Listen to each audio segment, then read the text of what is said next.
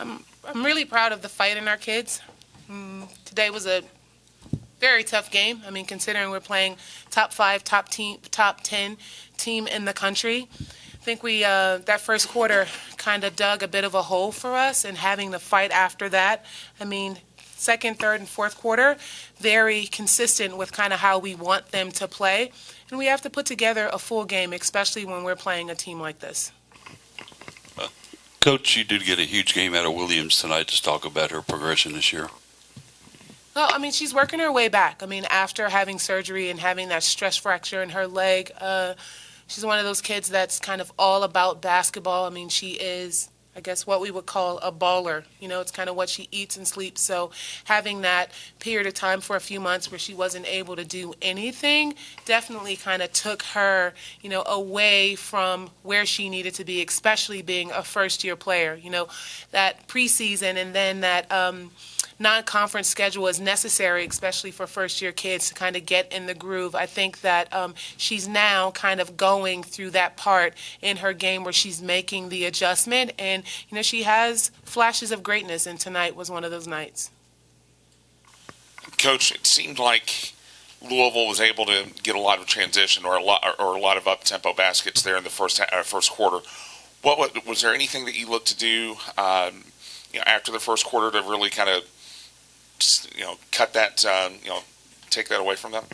Well, it's kind of what they do against everybody. So, I mean, it was a part of our game plan to stop them from getting in transition. I mean, they are really hard to guard, especially when they get going, when they're running and they're forcing you or going downhill on you. And then, you know, they're getting transition baskets, and then it leads to you then running back and trying to protect the basket, and then they get three-point shots in transition. So it was our game plan. We just didn't do a very good job of it in the first quarter. But then we kind of adjusted and calmed down a little bit, and we were able to take it away in the next three.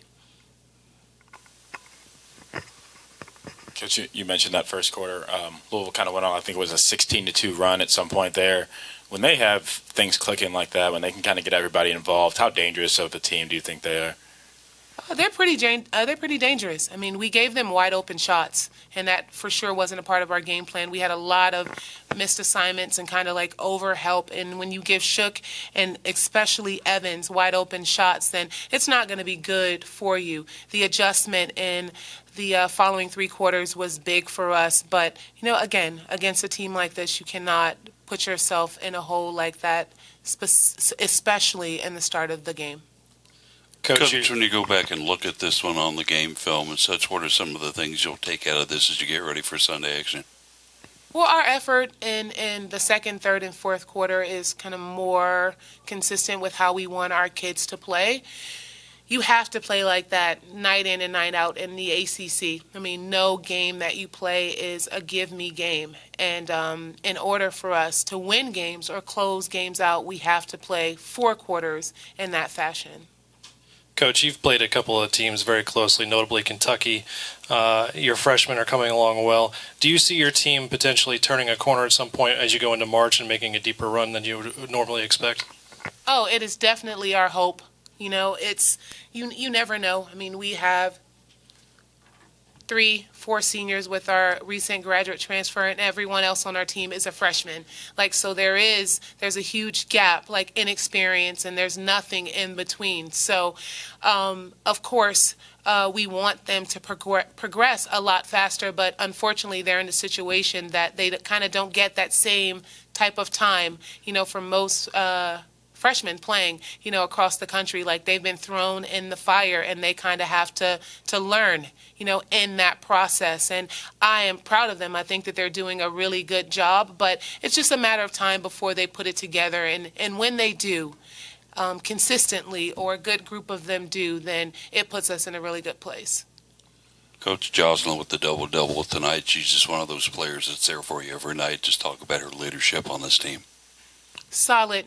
Jocelyn didn't get the opportunity to play like this last year because we were just so depleted from a roster perspective. And going into this year, I told them that, what we experienced last year was not something that would happen again. And if they kind of just continue to work and build and just kind of grow our game, that going into this year, it would look a lot different. I think that Jocelyn took heed to that, and she continued to add to her game and grow. And now that, she was in a position to just kind of have substitutions or just help or someone to kind of kick it to, and good things happen, has allowed her to be a lot more kind of comfortable, but also playing her true position, and she's been able to flourish.